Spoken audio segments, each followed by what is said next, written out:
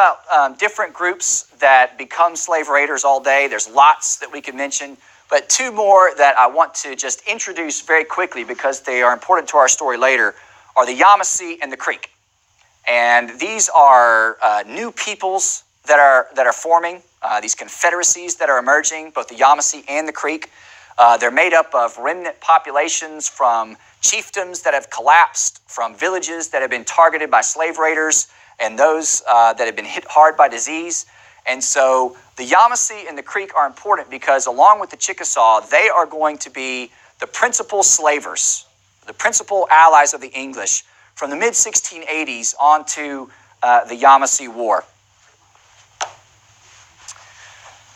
And they are especially going to target people where? All right, very good. And I'm going to have you guys do some work here in a second, so stay with me. They are especially going to target peoples in Florida. And we've already kind of introduced this. Florida is strategically important to the Spanish. Very important. Because a lot of the New World wealth that's coming out of Central and South America is being shipped around the coast of Florida back to Spain. And so as a military outpost, it's very, very significant to their empire. But Florida is on the northern fringes of this Spanish empire, and it's a weak outpost.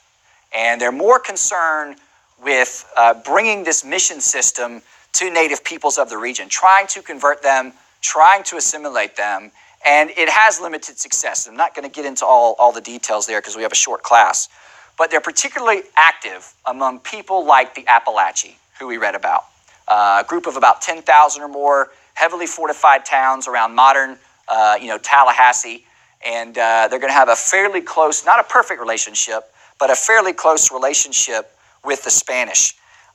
So while they're formidable, the odds are against them because these slavers who are coming down are bent on getting slaves, and they're heavily armed.